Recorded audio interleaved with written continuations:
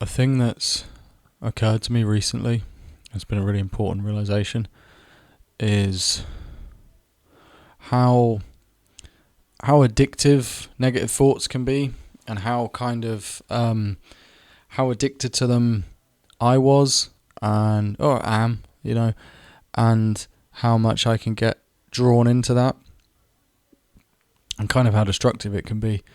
And it took me a really long time. It's taken me like 29 years to fully accept this. I've kind of had this thought in the back of my mind, like I'll be thinking in a certain way, and in the back of my mind I'll be thinking like I'm being kind of a loser right now.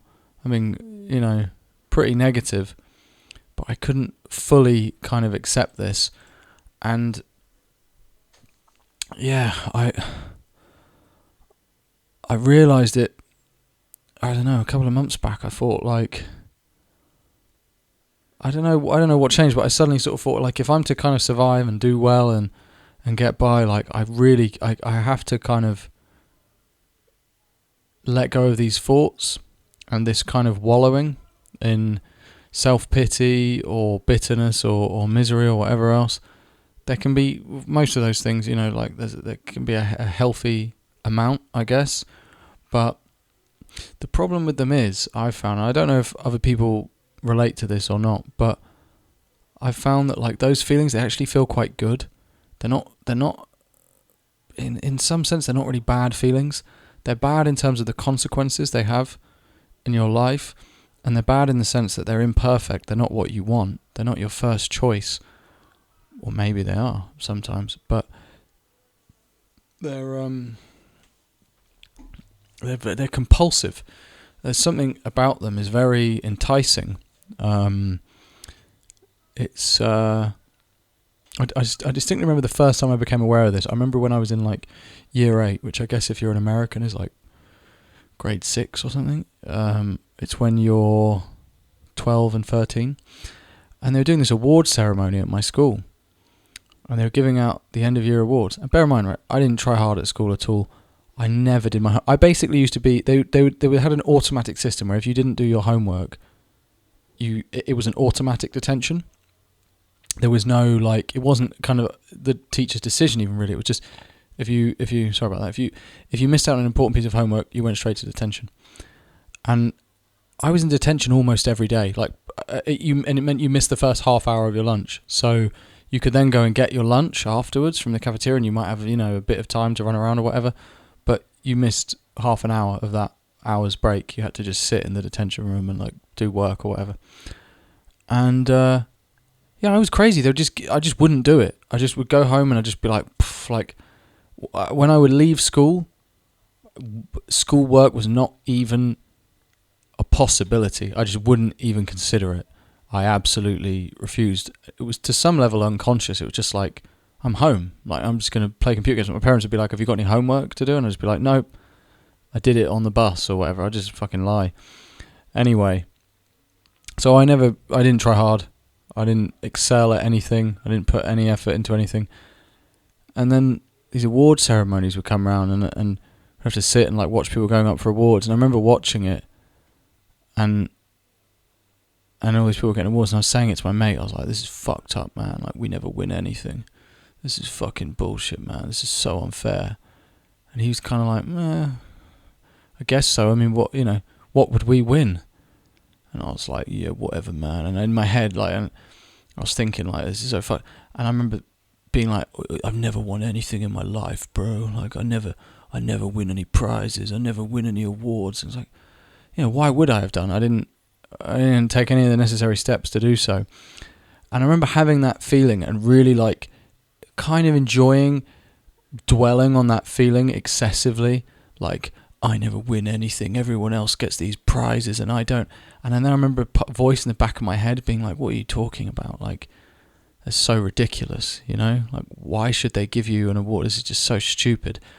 But still overriding that was this feeling, like enjoying holding on to this feeling of these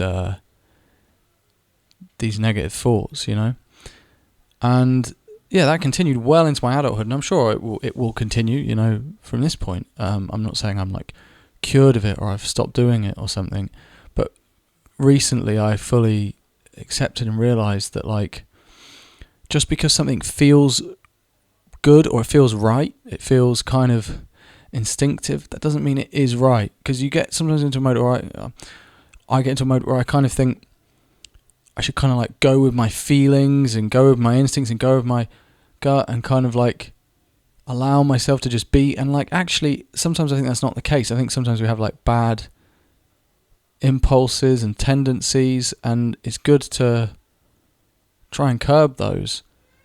And yeah, I was never one for like, suppressing or stifling emotion, but it's kind of like, I don't know, I started to realise it was just unhealthy.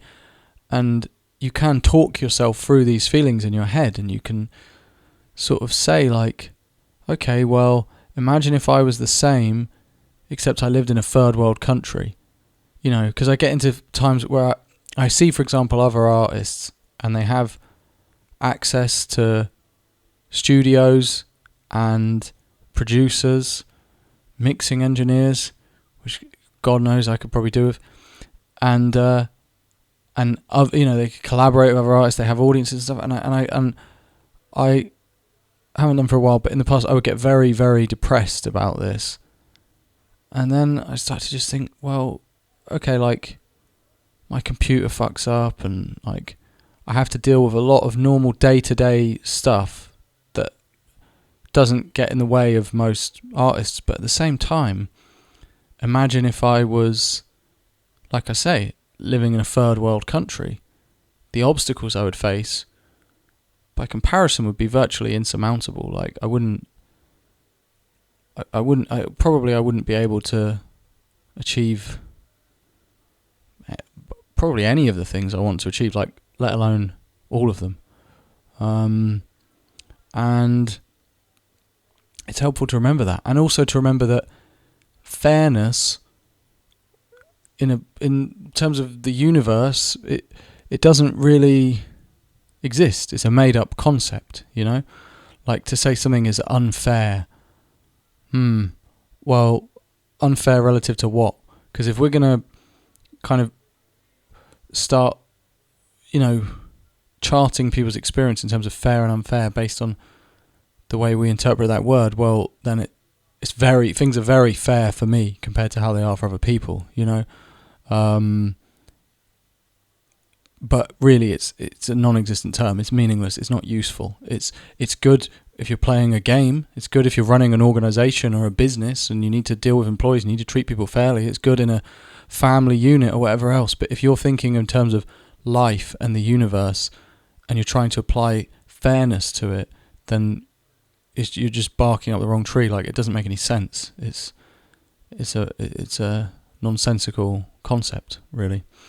So yeah, I started to realise that these thoughts are a burden, and it's like habit forming. They're kind of, like I say, very, very addictive and very enticing, and they feel correct and they feel right, and it can make you resentful of other people. It can make you not appreciate the things that you have. It's a waste of time.